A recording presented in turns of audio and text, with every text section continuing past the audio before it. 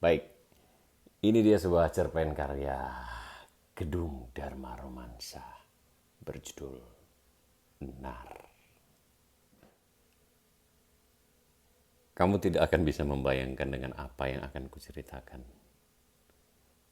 Itu akan membuatmu tambah dungu dan kamu akan menertawakan sesuatu yang kamu sendiri tidak mengerti. Cerita ini tentang kegoblokan aku yang Tuhan pun ingin menampar mulutnya. Kamu jangan cengar-cengir dulu. Juga temanmu itu. Ini cerita baru dimulai. Cerita ini tentang seorang teman yang mempunyai rabi atau istri. Boleh aku pinjam namamu untuk tokoh kita ini, Nar? Oke, aku ulangi. Cerita ini tentang seorang teman yang bernama Narka. Ia mempunyai rabi yang bawelnya melebihi tukang ojek di terminal. Rabinya seringkali salah menyebut namanya menjadi neraka. Ini kesialan pertama yang mesti ditanggung oleh tokoh kita satu ini. Tapi sebetulnya ini bukan murni kesalahan rabinya, kalau bukan karena tabiat suaminya yang menjengkelkan. Pernah suatu kali teman kita ini, maksudku tokoh kita ini bekerja sebagai buruh bangunan. Kerja semacam ini sifatnya kan tak tentu. Bisa dibilang musiman. Misalnya musim panen, musim TKW pulang dari luar negeri, atau musim perantau yang pulang kampung. Kamu sendiri pernah menjadi kuli bangunan kan, Ner? Ah, kalau pernah, kamu pasti mengalami bagaimana trik untuk mengulur waktu supaya kerjaan jadi molor dan uang harian makin bertambah. Hah? Dari senyummu yang brengsek itu sudah pasti kamu pernah melakukannya. Hasil upah buruh bangunan selama sebulan di rumah Rustini, janda muda yang baru pulang dari Taiwan. Tokoh kita ini menghabiskan hampir seluruhnya dalam sehari saja. Alih-alih ingin mendapat 7 kali lipat dari yang diharapkan, ia malah kena semprot rabinya. Ia tidak tahu di mana letak salahnya. Bahkan ia berpikir, sungguh-sungguh berpikir, kenapa niat baiknya ini tidak didukung? Lebih tepatnya direstui oleh rabinya. Selama menikah dengannya, ia tidak pernah merasakan apa yang dikerjakannya mempunyai nilai di depan rabinya. Ia merasa yang diupayakannya selama ini hanya sia-sia belaka. Seolah-olah bicara pun dia salah. Bahkan mungkin bersin pun menjadi kesalahan di depan rabinya. Suatu kali rabinya bertanya, sudah gajian dari Rustini? Sudah dong, jawab Nar sambil mengorek-ngorek hidungnya dengan jari kelingkingnya. Mana? Sabar.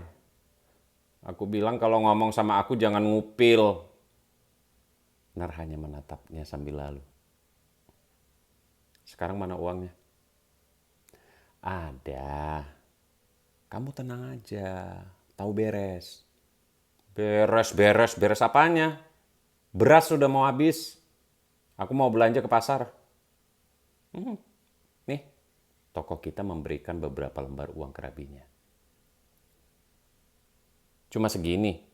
Sedikit amat. Memangnya berapa dikasihnya? 2 juta. Ia menghentikan bicaranya lalu menatap rabinya dengan pandangan memohon. 2.400.000. Lanjutnya kemudian. Kok aku cuma dikasih 400.000? Jangan bilang buat pasang gundu lagi ya. Ya jelas tidak dong, haram itu. Ini buat kejutan. Langsung saja yang jelas. Ya kalau diomongin sekarang kan nanti nggak surpes. Tidak ada surpes-surpesan. Bentak Rabinya kesal. 200.000 aku pegang. Sisanya aku sedekahkan ke masjid.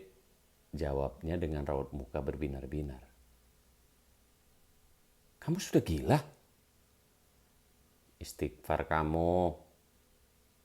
Kamu itu yang benar saja. Kamu bukan orang kaya. Nah, karena aku ingin kaya, aku sedekahkan uangnya. Nanti kata Pak Ustadz kan akan dilipat gandakan jadi 7. Coba kamu hitung, 1.800.000 dikali 7 berapa? Kamu kebangetan, Nar. Kamu yang kebangetan. Masa orang sedekah kamu bilang kebangetan? Istighfar. Kamu yang mesti istighfar dengan kelakuan sintingmu. Astagfirullahaladzim. Kamu kok begitu? Nah, begitu istighfar kamu. Lu, kamu yang istighfar. Nar, ngaca. Kita ini miskin, sadar diri. Sedekah tidak apa-apa asal ingat istrimu. Kamu mesti mendahulukan kewajibanmu sebagai suami daripada kamu sedekah. Tapi kewajibanmu batal sebagai suami. Ingat ceramah Kiai Sadali. Percuma setiap pengajian datang tapi tidak ngerti-ngerti. Kamu itu mestinya bersyukur punya suami yang gemar sedekah. Daripada judi dadu. Mau pilih mana? Sedekah apa main dadu? Sudah edan kamu? Jangan membantah suami, dosa. Membantah suami kalau kayak kamu itu pahala. Ini malah melawan terus istighfar. Sudah ku bilang kalau ngomong sama aku jangan sambil ngupel. Bentak Rabinya sambil melempar panci ke arah Nar. Istighfar. Kamu yang istighfar. Kamu. Neraka. Narka. Itu namaku, bukan neraka. Kamu neraka. Kamu penghuni neraka. Apa kamu bilang? Dulu saja kamu panggil aku bidadari, sekarang kamu bilang penghuni neraka.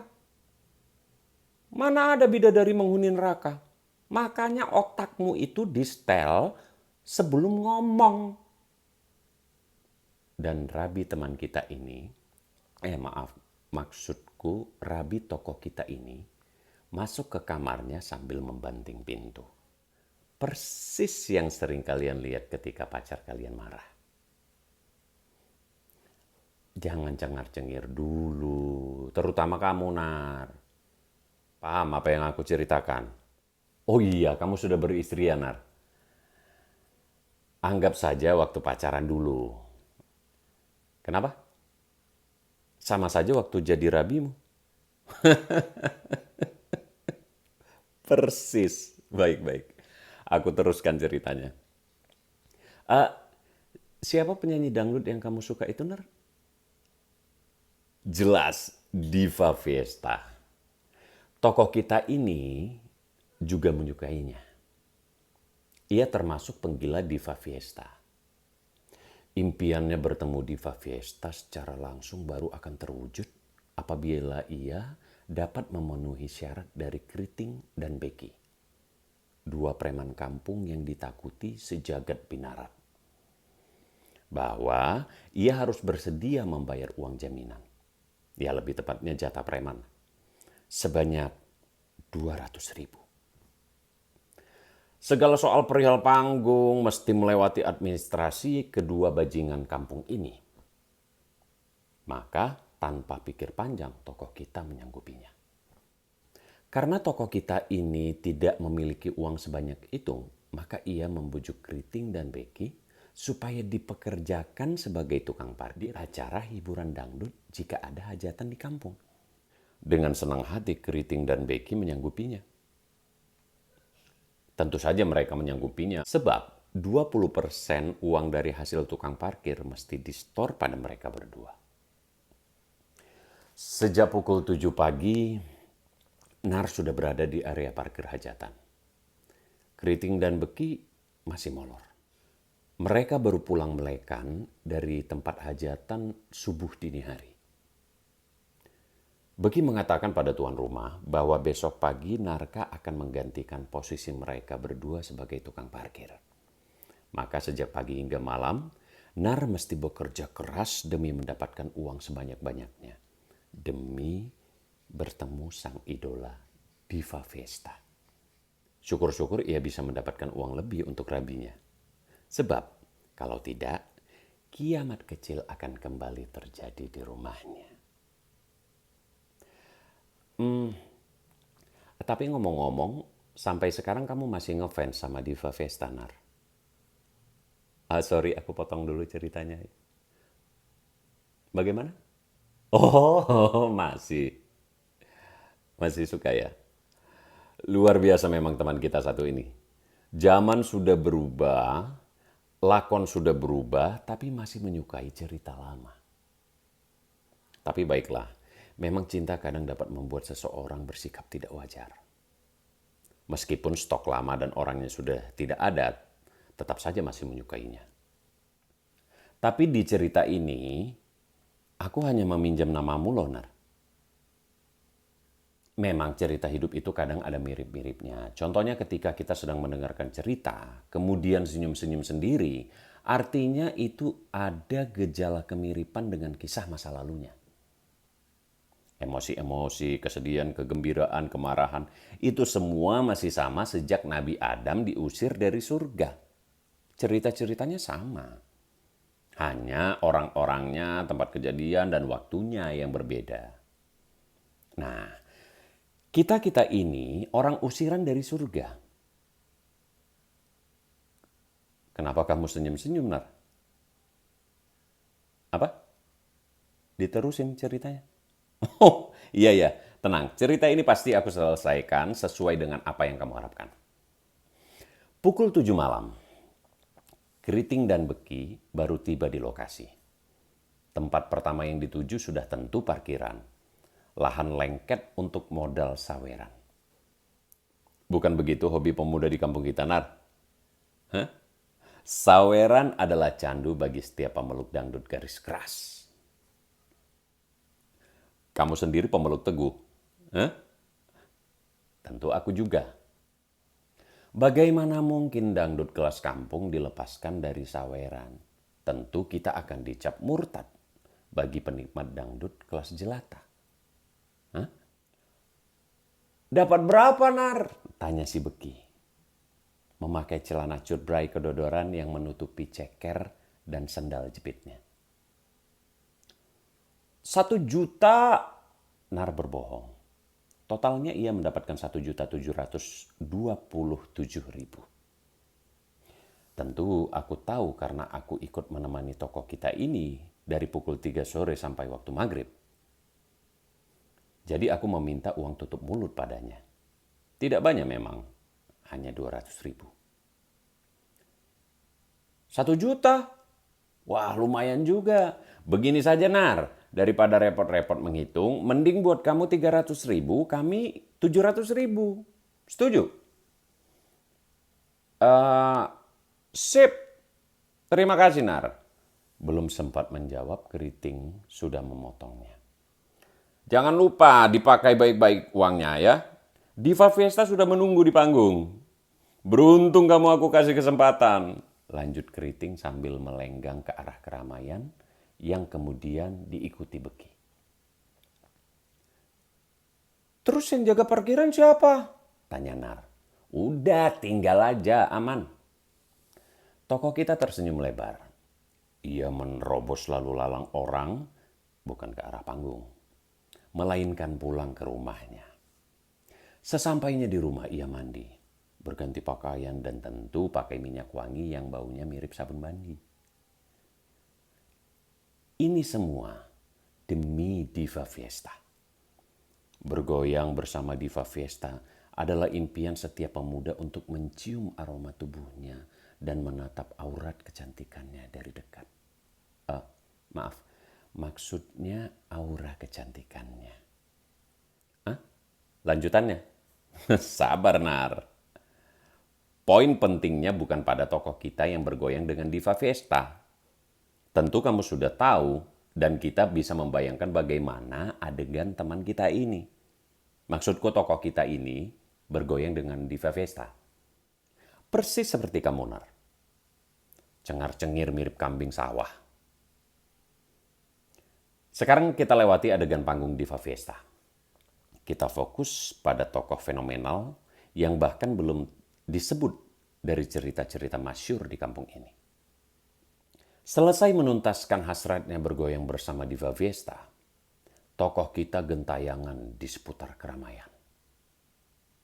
Sudah 7 kali ia berlalu lalang menerobos orang-orang sambil senyum-senyum sendiri. Alasannya sudah kamu tebak kan, Nar? Betul sekali. Karena orang-orang memuji saweranmu di atas panggung. Meskipun sebenarnya mereka tidak bersungguh-sungguh untuk memujimu. Maksudnya memujinya. Sebetulnya yang dialami tokoh kita ini merupakan hal lumrah yang biasa terjadi pada penyawer lainnya. Tapi yang menjadi istimewa di sini, mungkin bukan istimewa, tapi agak polos campur blow on sedikit, adalah orangnya, yakni tokoh kita ini. Selesai membanggakan dirinya, tokoh kita pulang dengan membawa keringat kemenangan. Sebetulnya tidak pulang, tapi mampir terlebih dulu di warung Yukasmia. Di warung ia kembali membanggakan dirinya dengan menceritakan bagaimana bokong diva fiesta tepat berada di mukanya. Ia menyukai bokong diva yang wangi dan gempal. Menurutnya, itu bokong paripurna yang pernah dia temui. Namun yang paling berkesan adalah ketika diva memujinya dengan sebutan lelaki tertampan secikedung dengan ciuman pamungkas yang mendarat di pipi tokoh kita ini. Kemudian dengan mata berbinar-binar ia meyakini bahwa diva fiesta menyukainya. Orang-orang di warung membenar-benarkan apa yang dikatakan tokoh kita ini. Meskipun semua tahu bahwa orang-orang di warung hanya membesarkan hatinya, ya lebih tepatnya membohonginya. Untuk melengkapi keberuntunganmu, kamu mesti pasang nomor, Nar. Bujuk Kartam sambil kemudian menyeruput kopinya. Tokoh kita tersenyum. Ia sudah membayangkan kemenangan berada di dalam genggaman tangannya. Ia merogoh saku dan melihat sisa uang miliknya. Kemudian tanpa basa-basi dengan keimanan yang teguh, akhirnya tokoh kita ini mengamini apa yang dikatakan Kartam. Semalaman ia menunggu keajaiban kembali datang padanya. Seperti keajaiban ketika bergoyang bersama diva fiesta. Sambil menunggu keluarnya nomor togel, ia berjalan menuju masjid terdekat. Ia satu-satunya orang yang berjalan ke masjid malam itu. Semua orang di warung tahu, bahkan mungkin semut pun tahu bahwa di malam itu hanya ia satu-satunya orang yang berjalan menuju masjid. Setelah sampai, ia mengambil wudhu dan sholat tahajud. Kemudian berdoa, memohon supaya nomornya keluar dengan suara yang gemanya hampir memenuhi ruangan. Ia berdoa dengan sungguh-sungguh, yang sebenarnya lebih mirip debt collector yang lagi menagih hutang. Ia terus berdoa sampai batas, yang menurut tokoh kita ini nomor togel sudah diumumkan. Nah, sampai di situ kamu sudah tahu jawabannya kan, Nar? Hah? Ya, kalau sudah cengar-cengir begitu, kamu pasti ikut senang dengan akhir cerita ini. Kemudian, ia pulang ke rumah setelah azan subuh berkumandang. Di rumah rabinya sudah menunggu tepat di samping pintu masuk. Ia duduk di kursi dengan raut muka suwung menunggu suaminya. Yang tak pernah dibayangkan muncul dengan ketololan permanen. Dari ujung gelap, wajah suaminya mulai terlihat ketika cahaya lampu rumah tetangganya menimpa tubuhnya yang kurus ceking. Bersamaan dengan itu, rabinya naik pitam. Kemana aja kamu semalaman? Uang parkir mana? Awas ya kalau habis buat nyawer. Jawab yang jelas. Tanpa banyak bicara, tokoh kita memberikan segepok uang ratusan ribu, campur puluhan ribu kepada rabinya. Banyak sekali. Rabinya tertegun. Mendadak lupa dengan dialog sebelumnya. Sudah aku bilang ini namanya surprise, kejutan. Kalau kita sedekah banyak pasti Allah akan melipat gandakannya jadi 7. Tegas tokoh kita dengan wajah congkak. Dapat dari mana uang ini? Udah tidak penting dari mana. Yang penting halal. Sering-sering saja begini sama Rabi sendiri. Potong Rabinya sambil ngeloyor ke kamar. Sampai di sini cerita tentang tokoh fenomenal kita. Bagaimana menurut Munar? Setelah menyelesaikan ceritanya, Gofar menunggu respon Narka. Dengan muka tolol, Nar tertegun mendengar cerita Gofar. Sementara temannya Nar tersenyum puas sambil menunggu reaksi Nar. Ceritanya bagus, tapi kadang-kadang aku kasihan sama Rabinya. Ini cerita tentang Nar, timpal temannya. Ia tertawa keheranan. Oh bukan, Gofar hanya meminjam namaku untuk nama temannya itu. Kamu apanya Gofar? Temannya.